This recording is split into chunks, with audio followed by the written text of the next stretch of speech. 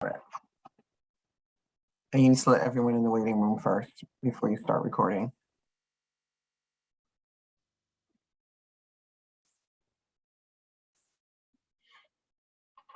Okay. Morning, John. Morning. You ready to? Right. If you'd like to get started, Holly. Okay, thank you. I would like to call the meeting to order this morning. It is now 9:01. Stephanie, will you please take attendance? Of course. John Scott, Here. Mark Saltis, Here. Ellen McKitterick. Here. Adrian will not be joining us today. Holly Williams Here. and Alex Marcelino has not joined us yet, but we do have a quorum. Thank you. I'd like to take this minute to welcome and thank members of the public for joining us. And I'd also like to take a second just to thank Mr. Scott for chairing the meeting last time we all met. I appreciate that. And with that, your meeting packet did have the minutes from the August 26, 2022 meeting. And I'm going to ask for a call to approve. Make a motion to approve. Thank you. All in favor? Aye. Aye. Any opposed? Any abstentions? I'm just going to abstain because I wasn't present, but are there any others? All right, then the motion carries. Dave, we're going to move now into our a review of the budget spending to date. Okay, very good. Good morning, everybody. We're going to go over the results for the month of August. That will include a review of the balance sheet that was made at the request of Mr. Scott at the last meeting. And we will also go over an analysis of the paid leave administrative fee. So with that, I'm going to share my screen.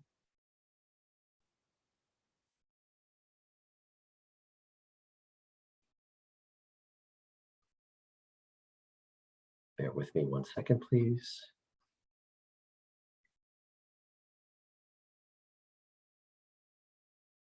Okay, you should be able to see it, correct? I see your screen, Dave. Yes. Thank you, Stephanie. I appreciate the confirmation. Okay, so for the month of August, the authority spent $1,068,000.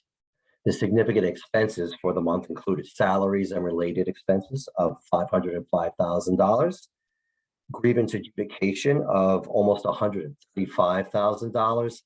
That was a quarterly expense paid in August, so that's why that line was over budget for the month of August, but will be under budget for the quarter.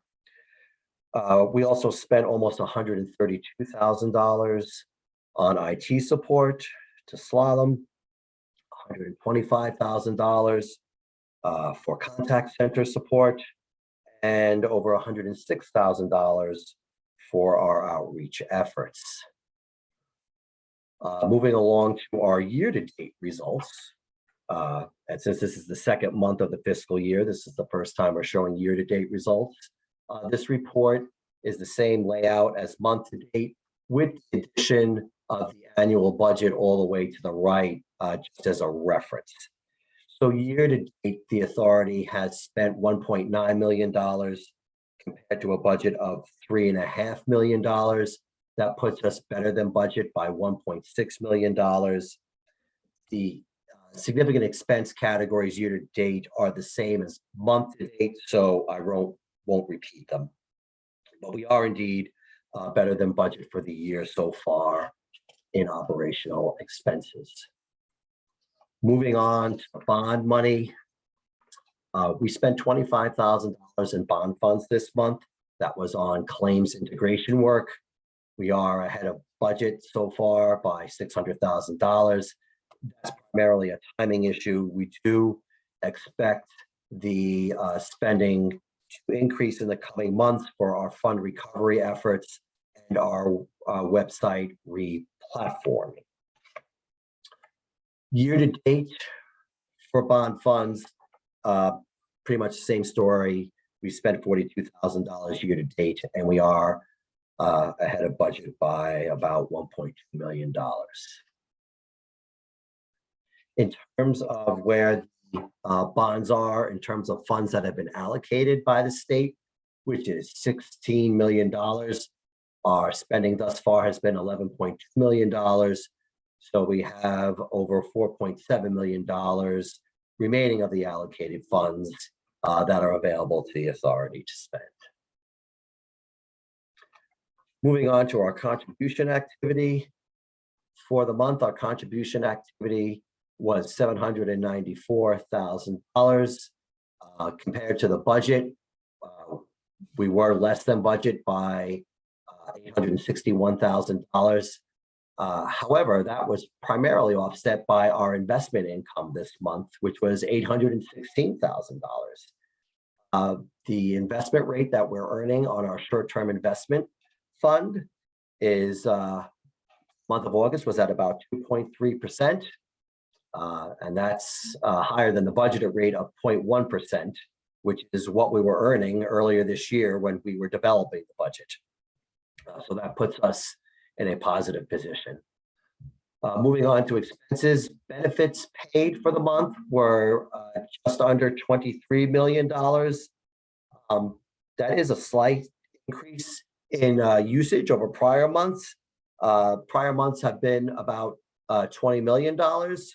So we're up to 23. That's probably a little more than slight, but it certainly is an increase. And we're glad to see that people of the state are using the benefits that they're entitled to. We are ahead of budget by $14.4 million for benefits for the month. And as far as the other expenditures, the benefit administrative fee and the seed repayment, those are going at the typical run rate that they have been for prior months. So for the month of August, the net contribution activity in the fund was better than budget by over $14.5 million. Year to date, the contributions have been over $105 million. Benefits have been $43 million. And so the net activity year to date has been $54.2 million compared to a budget of almost $28.3 million. So we're better than budget so far this year by just under $26 million. Where does that leave the fund? The fund balance at the end of August is over $437 million. The primary drivers of that have been contribution revenue. Since inception, that's over $624 million. And the benefits that have been paid since the beginning of this calendar year have been over $145 million. As I mentioned at the top of my discussion, there was a request for a balance sheet. And so that's what you're seeing on the screen now. I'd like to go over some highlights of the balance sheet. Balance sheet shows the assets, liabilities, and the net position of the authority, the net position being the assets less the liabilities. In the government world, it is called the statement of fiduciary net position, but it's a balance sheet. So what makes up the balance sheet? The operating funds held by the authority are almost $10.5 million. The bond funds held by the authority are $4.8 million. That's the same number we saw on the bond schedule previously. The amount of money invested in the short-term investment fund is over $424 million. And there's a $12 million amount in the imprest account that we have at AFLAC that's used to make benefit payments. And we have net fixed assets of $5.5 million. And those assets are primarily made up of the employee contribution system that was built by the authority. Total assets, the authority are $458 million. And in case you were wondering, how does this tie into the total of the fund that I had just showed you on the prior schedule of $437 million? That's made up of this $425 million and this $12 million. So it's basically the money in the STIF account, the money in the impressed account, some funds due from the state of Connecticut that haven't been invested in the STIF account yet, and some contributions that are in transit. As far as money that's owed by the authority owes money for seed funds, and that's at $1.2 million. It owes money for the bonds at $16 million. That number may also look familiar because we saw it previously on the bond schedule. And the net fiduciary position is the net of all that, and that's at over $440 million. And total of that is also $458 million because the liabilities and the net position have to agree to the assets. Does anybody have any questions on that before I begin my discussion on the administrative fee? I have two questions. Yes, Holly. If nobody else. Does the treasurer's office provide any sort of preliminary projections with regards to the interest rate on the short-term investment fund? I know that, I mean, this is the first time we've kind of seen that fund go over, a fraction of a percentage point on the earnings side, particularly because of, what the feds are doing with interest rates. Do they provide any sort of preliminary projections? They historically haven't, but we could certainly go back and ask them if they do, or they're willing to do that. Sure. No, I don't know if it's material to the conversation. I don't know that we need to sidebar them. I was just curious if they communicated any of that. I know it's not posted publicly, but I wasn't sure if there were some discussions on that front. No, when we opened the fund, they were very clear with us that it was a STIF fund, it would earn virtually nothing, and we would be, if we, it would be, when we explained what we needed, like you're going to get next to nothing, if, basically nothing, and we're going to keep everything liquid, and they explained how it all works. So this is actually, I think, even surprising them how high the interest rates are, but they don't, as a matter of course, especially with STIF funds, really give you any projections. They help to manage your expectations. I think that Right. the way of stating it. Yeah. That's helpful. I know we're in sort of a economic anomaly right now. Mhm. But and then my other question is, and this might be something that we can kind of glean from John's presentation that's going to follow, but is there any kind of conclusions that we can draw from kind of what we're seeing on the claims side? I know we're running under budget. Are there any conclusions, or is it just us kind of still finding our ebb and flow? So I don't know if there's necessarily conclusions that we can draw. Our approval rate is still hovering in the 50s. And so I think that as we continue to have people move into adopting so once more employers start understanding how the program works, more claimants and workers start understanding how the program works, and they become aware of it, we believe that number is going to start to creep up.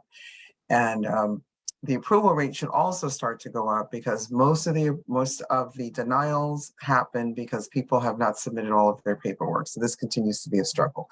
So we're trying to fix that on both ends, one of which is to try to figure out a way that we don't need as much paperwork, so that the application process can be streamlined a bit.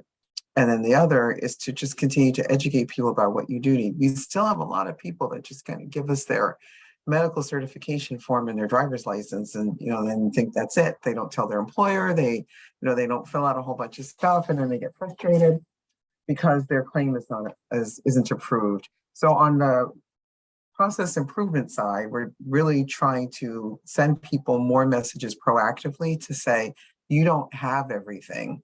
And so once we start to see some momentum pick up from that, then I think that approval rate's going to get higher, and then you'll see the amount of money that we spend in claims administration start to go up a bit. So we're, as you can tell just by our nature, just pretty conservative about this, right? Just keeping everything in the fund. And that's what Dave's just going to talk about in a minute, because we expect to be spending more as time goes on. And John isn't here, so I will be the one doing the claims presentation. And I'm just telling everybody right now, it's going to be short. So that's it. Okay, so that's where we are. All right, go ahead, Thank Dave. you. I'm sorry, That Holly, was did that helpful. answer your question? Yes, yes, yes. Okay, That was all helpful. right. That was helpful. Okay, thanks. Does anybody else have any questions before we move on? But I do. I just want to say thank you for putting together, well, I call it a balance sheet, but that gives me a much better visual. I think other part of my question from last month's meeting, though, is it possible to see a traditional profit and loss style statement as well in this type of atmosphere, or is that doesn't work the way the budgets are set up or your system is set up? When you say a more traditional profit and loss statement, what are you looking for that you're not seeing here? Like, I'm actually in QuickBooks for a business that I'm helping run. So under the reports, they have, well, I call it a profit and loss statement. And it, I just don't know if that works the same way you have your setup in there. Well, the schedules I show that show a breakdown by contribution and bond and operations, those are effectively profit and loss statements for the authority. Okay. But they're segmented. So I guess I'm looking for the overall big picture instead of segmented pieces. So there should be a bottom line type of a thing. Like it should say at the bottom, net income, we're at a loss for the year or a plus for the year, that type of thing. The contribution schedule would be the consolidated one because the operations of the fund are paid for by the administrative fee. We're going to talk about that in a minute, and those come out of the contribution fund. So if you want to know like how much money is being spent out of the fund, that would be the contribution schedule I showed. I can bring that up again if you want to take another look. No, I've got it here. I'll take a better look at it. Okay, all right. If you have any other follow-up questions, John, I mean, feel free to reach out to me. We can go over it. It's not a problem. Thank you. Okay. All right. Any other questions? I have it's more of a procedural question. So thinking about the bonds, right? We've been approved for 25 million. We've drawn 16 million or so. Is there any time for? Sorry, Mike, I hate to interrupt, but let me just make sure we've got the number. So we have had appropriated to us $50 million in bond funding. And we've had allocated about 16 million so far. So it was 25 million in each of the 2 fiscal years, basically in the beginning of our existence. And so we're nowhere near, the 50 that we would necessarily, that's been appropriated to us. So I want to make sure we have the numbers right since we're in the finance. Okay. No, thank you. So sorry for interrupting. Question is there any time frame within which we need to use that money before it becomes, that we no longer available? And I realize we have to ask for each tranche, okay? But is there any time frame at all that we need to use this money? There isn't, but practically there are other parts of our governmental entity that are looking to see what's been appropriated versus what we spend. And they come asking, do you plan on using that? It's kind of like, are you going to eat that? Because if you're not, right, then I'm going to take it and go someplace else. And so we don't really want to do that. So we try to provide, so when we do get that question, we do try to provide almost a projection of what we think we're going to need. So we did actually get that request, I think sometime late last year, maybe the early part of this year. We know that your appropriation is X, we see you've only used Y, so do you intend to use, any part of that? And the answer is, of course we do, because we've got lots of other things that we do. We built our system with the MVP, the minimum viable product. We know it's going to need some enhancements, and we've got other things coming. So then we provided an overview of what we thought we would spend. And then that actually was the basis for our request to the bond commission. And we intend to do that, each year. It's not necessarily our intent to just spend everything because we have it, because obviously we have a repayment obligation. But generally, no. Each year, we just look very carefully at what we think our IT needs are that would be covered by bond. And then we make that projection and we make our way to the bond commission. Holly, I'm sorry, I saw that you came off mute. Did I leave anything out? No, you didn't. You handled that question very well. So Okay, no, thank you. I was gonna jump in as needed, but nope, you handled it very well. Okay. All right, thank you. All right, thank you. Any other questions? Okay, hearing none, we'll move on to our discussion of the paid leave administration fee. I'm going to share my screen again.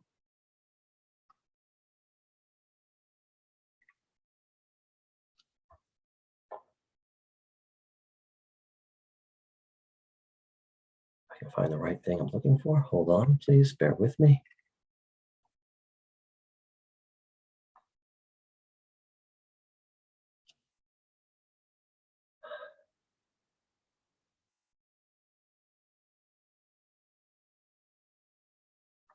All right, hold on one second. See it on my screen. I don't see the ability to share. All right.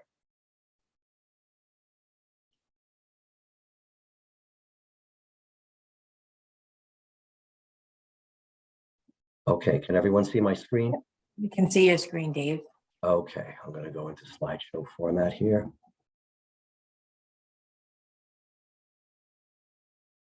Okay, so we're going to talk about the paid leave administration fee. Just some background information on what the fee is and how it works. So we get contributions from employers, on behalf of employees. And so the fee is basically paid for contributions.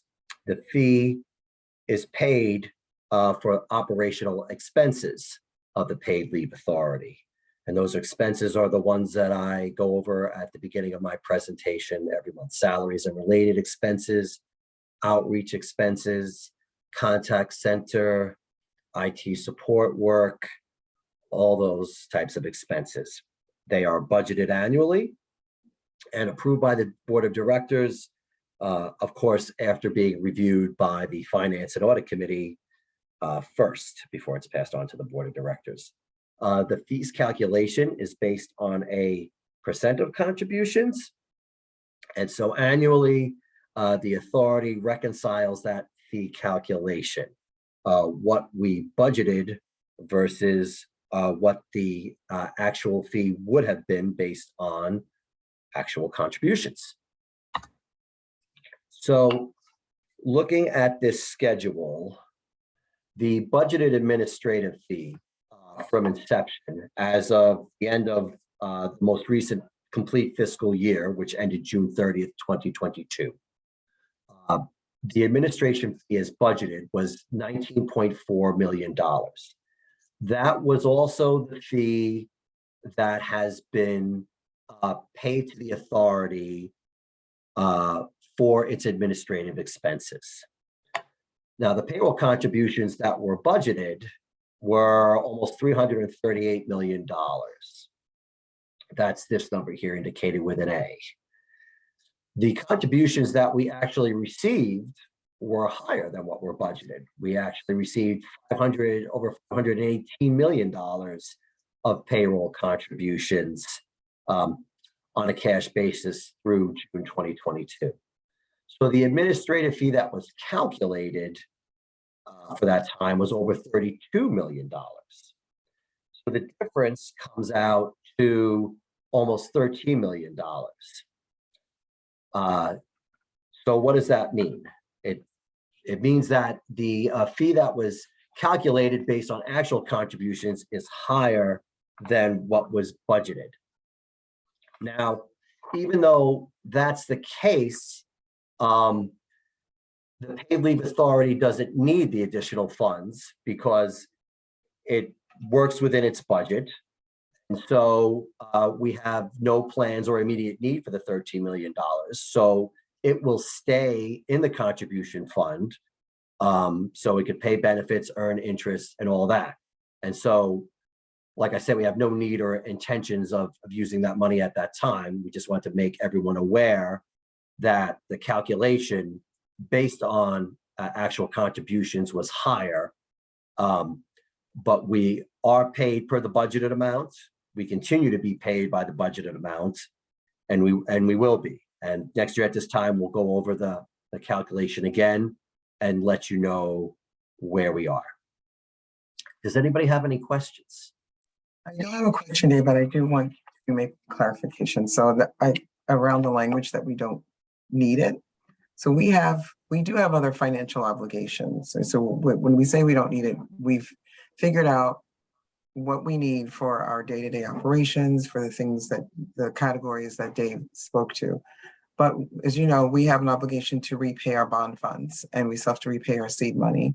And so we're actually taking a more conservative approach to leave that money where it is, because we know that we will eventually, at some point, have to draw on that because we have a repayment obligation of some of these other expenses that we have.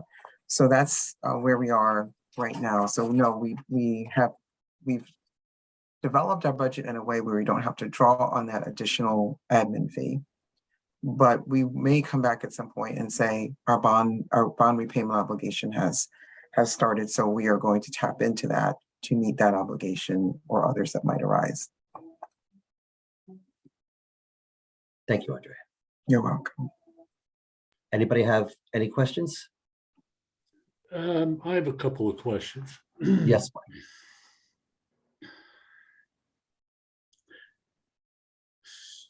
Well, just following up on what Andrea just said. So what does that mean? That we're going to carry kind of a shadow balance that from year to year, let's assume this trend continues, that we budget less than we would actually be entitled to based on our percent. But did I understand that we're going to carry that, and somehow we may go in and reach back and get it? Yeah, I guess you could describe it that way. Let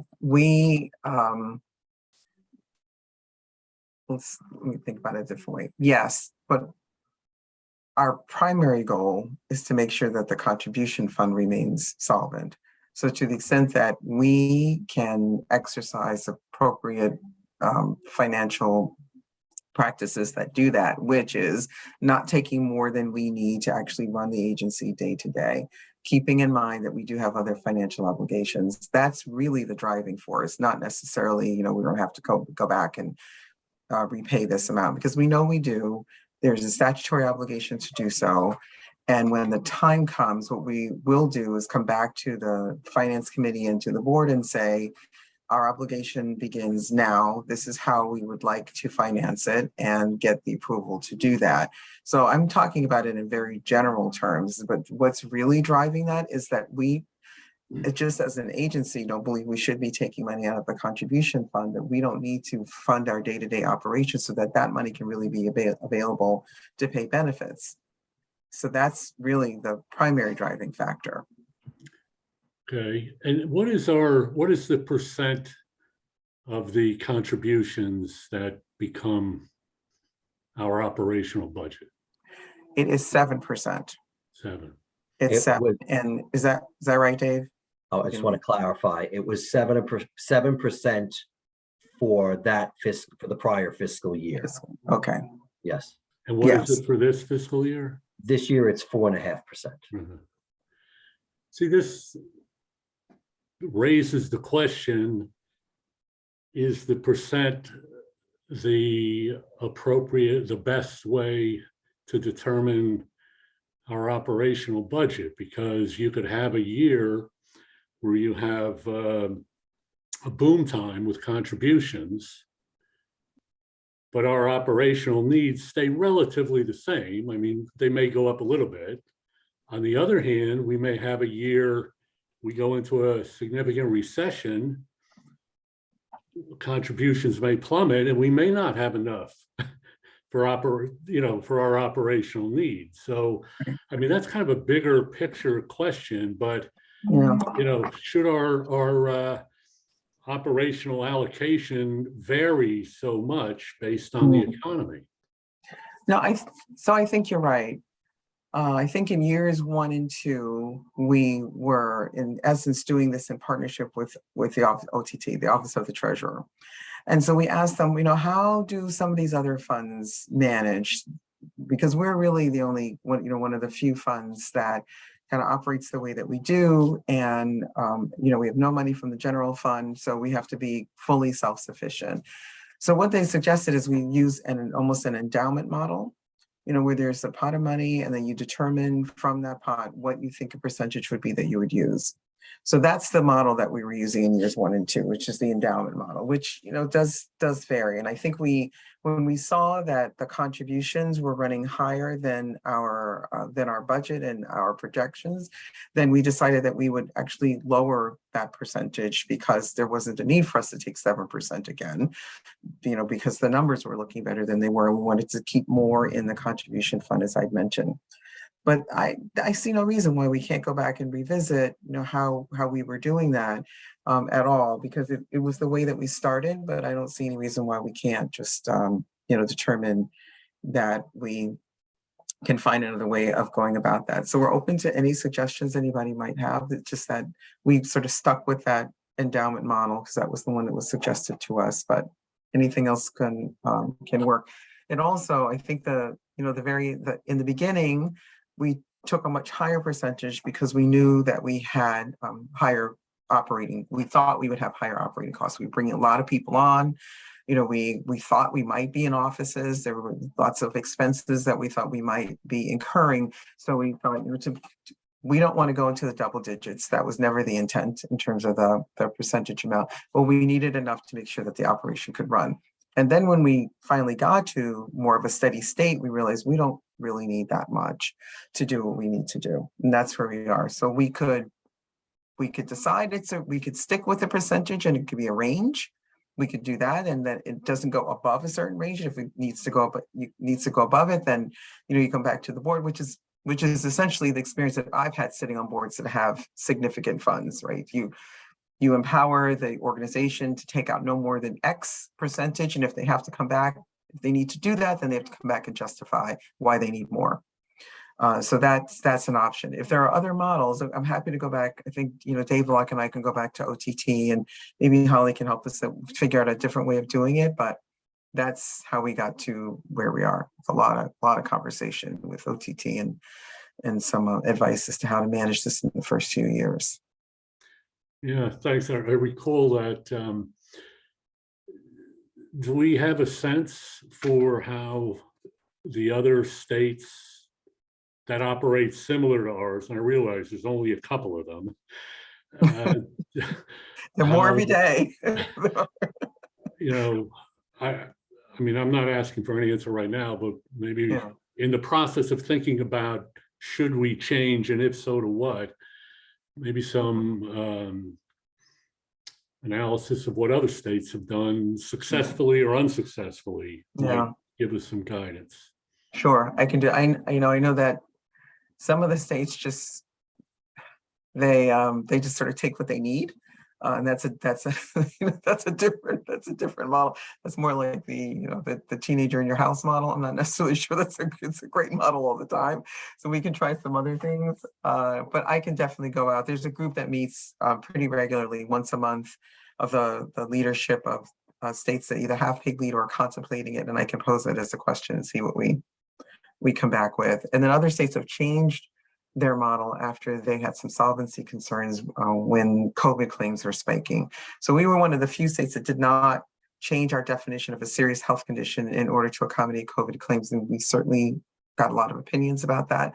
But other states ran into some significant solvency issues by doing that, because they ran out of ARPA. Not only did they run out of contribution money, they ran out of ARPA money, and then they had to go back and get a special allocation from their legislatures in order to remain solvent. And that's just not an outcome that we were looking for, so we didn't do that.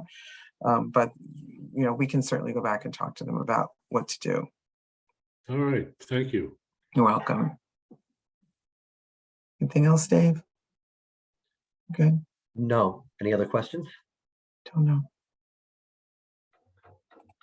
All right, it looks like we can move on to your update, Andrea, on the claims administration. All right, let me share my screen. Here we go. All right. All right. Stephanie, can you confirm for me that you can see my screen? Yes, we can see your screen, Andrea. Thank you. Let me just hide a couple things here so I can see.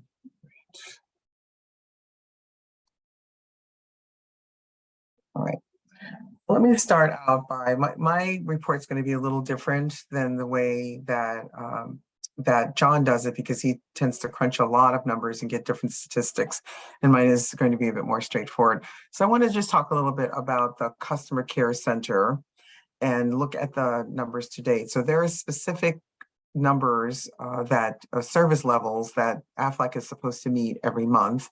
And one of them is answering calls within 30 seconds or less, and they're supposed to answer 85% of those calls within that time period. And then sometimes it's 32 seconds, 34 seconds. So we can't draw any conclusions that everybody else is waiting for an hour. So these are just the ones that are within the 30 seconds, and that's 84%. And we do get a report that shows us where the variances are above 30 seconds, and usually it's not any higher than 45.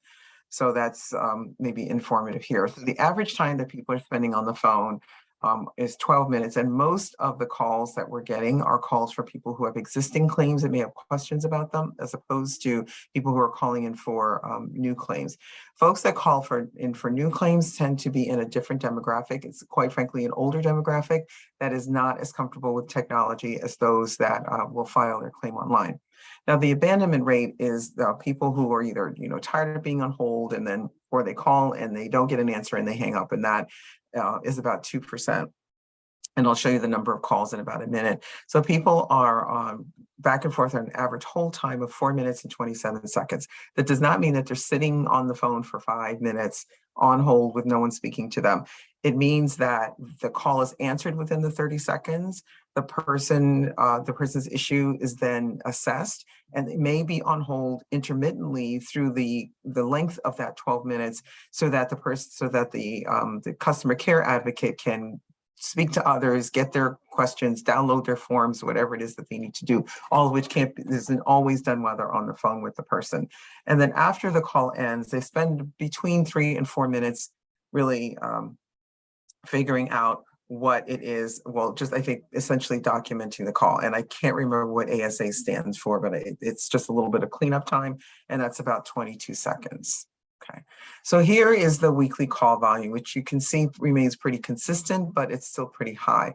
That dip that you see on 9/4 is because of the holiday weekend, and then it went right back up in the following week to about 7,000 calls a week. So the call volume is pretty steady and it's pretty consistent. All right, so in terms of the number of claims that are approved and in which categories, you can see this here, that most of the leaves are continuous leaves. There is a small slice of leaves, maybe 4% that are intermittent leaves. And then we have an even smaller percentage of those leaves that are reduced schedule. So just to define those again, continuous is what we also call block leaves. So you're taking 2, 4, 6, 8, 12 weeks at a time without any interruption. Your intermittent leave is hours in different increments, and your reduced schedule is what it sounds like. If you usually work a 30-hour week, maybe now you're working a 22-hour week for a specific period of time while you're taking leave for an approved leave reason. So now on the left side of the screen, you'll see that these numbers really don't change very much. So we've got our bonding and our employees' own health condition, and pregnancy, they continue to make up the vast majority of the claims that come in. You can see bonding and pregnancy together is almost the equivalent of what we call EOI, which is the employee's own illness. The COFM is care of a family member, and that is creeping up a little bit as people begin to become more aware of the circumstances under which care of a family member is available under the paid leave. And then the remaining reasons for leave that we all have. It's every category is utilized by folks who are filing claims. You can see there, military, adoption, foster care, and bone marrow I forgot yet, but operations for bone marrow treatment and organ donation. All right, then COVID is still very real. And so we still get claims for COVID, and you can see that spike that we were talking about in the earlier part of the year. And then it's gone down. You can see the spike again. This chart almost replicates the spike in COVID, as you can sort of see it in our larger community.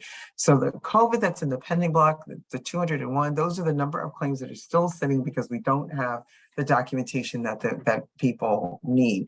And you can see that the denial rate for COVID is quite high. And this is still because we don't approve COVID claims that are not rising to the level of one serious own health condition. Those are really quite small.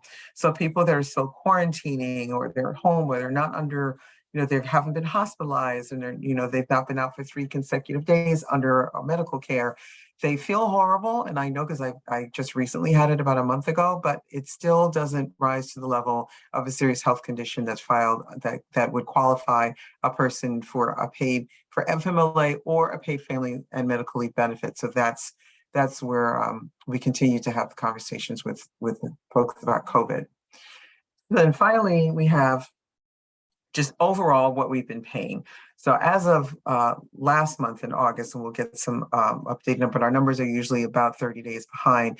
We've made close to 300,000 payments to almost 32,000 people for close to 2 million days of leave.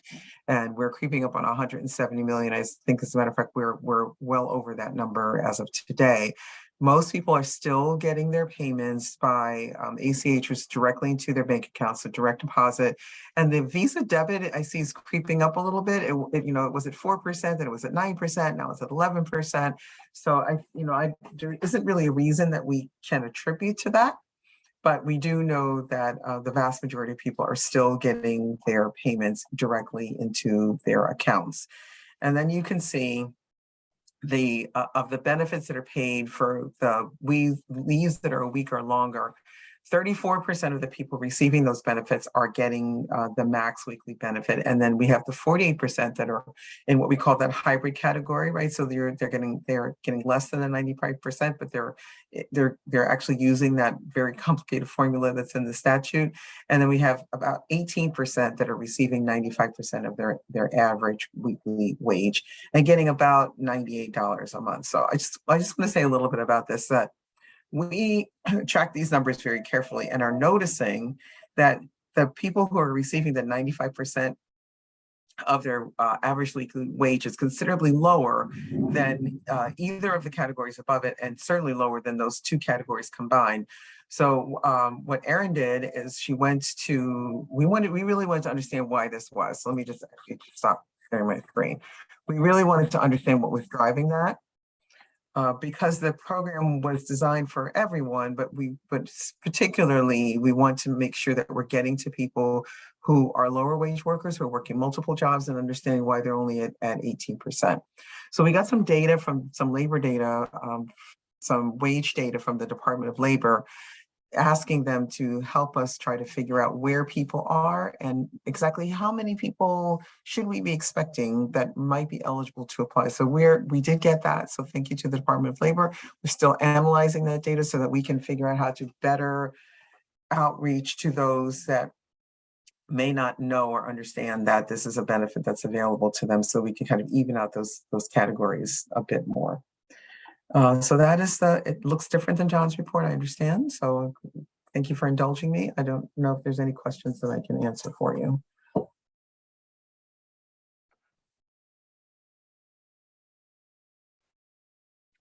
Okay. I don't see any. All right. Thank All you. right. Thank you. Is there any old business that anybody would like to discuss this morning? No. Any new business? All right, then may I have a motion to adjourn? Moved. A second? Seconded. All in favor? Aye. Aye. Aye. Aye. Any opposed? Any abstentions? All right, the motion carries. The meeting is adjourned and it is 9:45 a.m. So we can give you all a little bit of your morning back. Have a wonderful weekend, everybody. And we'll see you next time. Thank Bye. you. Thank you, Holly. Bye-bye. Thank Bye. you. Everybody, bye-bye.